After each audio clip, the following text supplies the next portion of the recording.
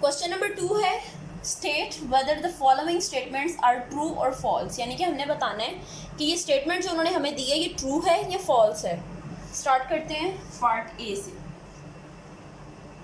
1/2 of 1/4 is 1/6। इसका हमने बताना है कि ये ट्रू है या फॉल्स है। सबसे पहले तो हम इसको अपने लिए सिंपल कर लेते हैं।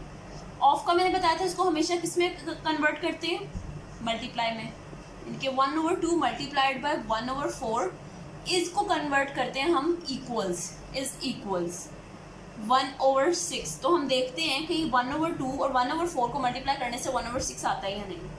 इसमें कटिंग तो होती नहीं है, सिंप्लीफिकेशन नहीं होती, क्योंकि न्यूमरेटर में हमारे पास दोनों जगह 1 है और डिनोमिनेटर में 2 और 4 है। तो हम 1 को 4 से या 1 को 2 से कट करेंगे तो हमारे पास आंसर तो वही आ जाएगा। इसलिए हम क्या करेंगे, इनको आमने सामने मल्टीप्लाई कर देंगे। 1 टाइम 1 इज़ 1, 2 टाइम 4 इज़ 8। ये तो 1/8 आंसर आ गया, 1/6 तो नहीं आया। विच मीन्स कि जो स्टेटमेंट इन्होंने हमें दी है वो फॉल्स है। सो फर्स्ट आपका जो स्टेटमेंट है वो फॉल्स आएगी। पार्ट बी पे मूव ऑन करते हैं।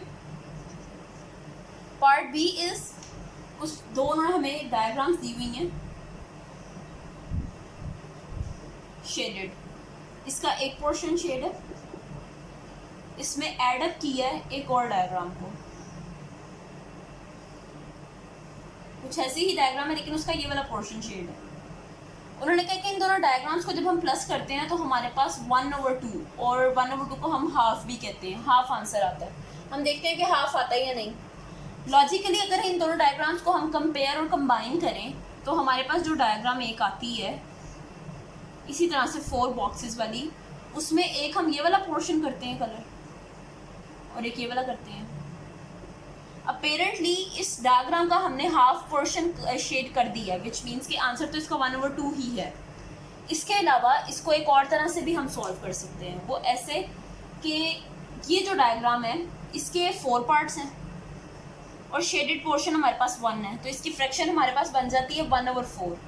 प्लस करते हैं इसमें दूसरी वाले डायग्राम, इसके भी 4 पोर्शंस हैं तो हमारे पास डिनोमिनेटर 4 आएगा और शेडेड पोर्शन 1 है तो हमारे पास न्यूमरेटर 1 आएगा।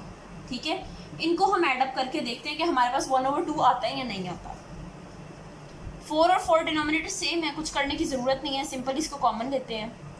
1 + 1, 1 + 1 इज़ 2/4। जब 2 और 4 को हम सिंपल करते हैं या सिंप्लीफाई करते हैं, इसकी कटिंग करते हैं 2 के टेबल पे, तो 2 1 ज़ा 2, 2 2 ज़ा 4, तो आपके पास आंसर इस तरह से भी 1/2 आता है। ऐसे भी 1/2 ही आया, इस तरह से भी 1/2 ही आया। इसका मतलब है कि ये स्टेटमेंट ट्रू है। Your second statement is true. Third statement पे मूव करते हैं, विच इज स्टेटमेंट सी।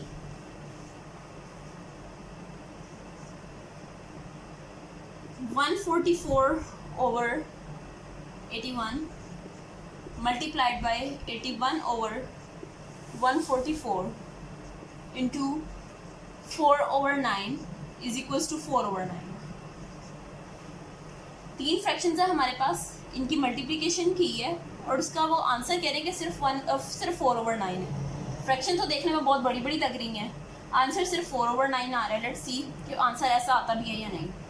ये 144 है, ये 81 है, यहाँ पे भी 81 और 144 है।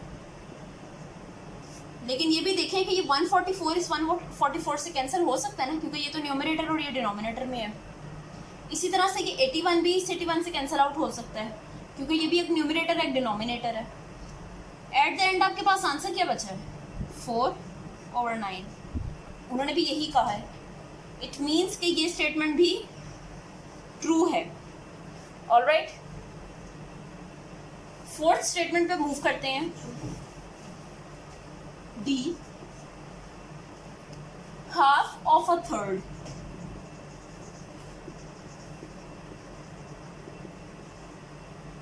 इज 1/5। सबसे पहले तो हम हाफ को देखते हैं कि हाफ क्या होता है। पिछले क्वेश्चन में भी हम लोगों ने किया है। हाफ हम कहते हैं कि अगर मैंने किसी भी चीज़ के 2 पोर्शंस कर दिए हैं, तो इसका 1 पोर्शन इसका क्या होगा, हाफ। इसकी हम फ्रैक्शन अगर बनाएं 2 पोर्शन करने के बाद 1 पोर्शन शेडेड करते हैं, तो ये हमारा हाफ बन जाता है। इट मीन्स के हाफ की फ्रैक्शन क्या होती है, 1/2। ठीक है, अब थर्ड की बात करते हैं। अ थर्ड, एक मैं यहाँ पे कोई भी ऑब्जेक्ट बनाती हूँ, इसके मैंने 3 हिस्से कर दिए। इसमें से जो एक हिस्सा होगा, एक हिस्सा जो मैं शेड करूँगी, वो इसका थर्ड होगा, 1/3 या अ थर्ड इसको कह सकते हैं। इसको हम कैसे लिखेंगे, 1/3। ऑलराइट, उन्होंने पूछा half of a third is 1/5। हमें हाफ की फ्रैक्शन मिल गई 1/2, थर्ड की मिल गई 1/3। ठीक है, इस क्वेश्चन को सिंप्लीफाई करके देखते हैं क्या होता है।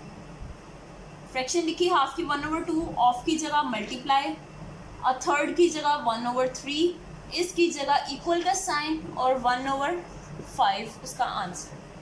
अब ये भी हमने क्या करना है, सिंपल मल्टीप्लाई करना है। 1 टाइम 1 इज 1, 2 टाइम 3 इज 6। हमारे पास तो 1/6 आंसर आया, 1/5 नहीं आया, विच मीन्स कि ये स्टेटमेंट फॉल्स है।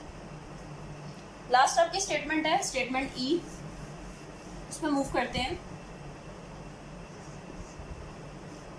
विच इज 5/3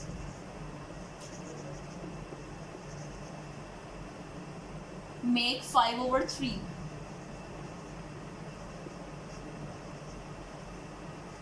पिछले क्वेश्चन में जब हमने अ थर्ड देखा था यहाँ पे,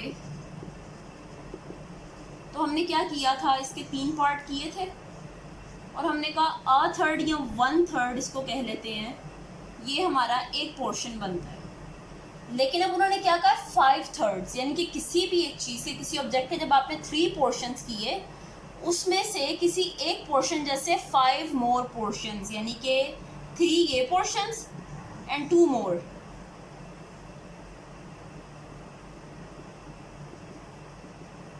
फाइव थर्ड्स, यानी कि 5/3। जब हम 1/3 लिखते हैं तो हम लिखते हैं 1/3, और जब अगर हमने 5/3 लिखना है तो हम लिखेंगे 5/3। ठीक है, 5/3 ही उन्होंने भी आंसर दिए, तो इट मीन्स कि ये स्टेटमेंट भी ट्रू है।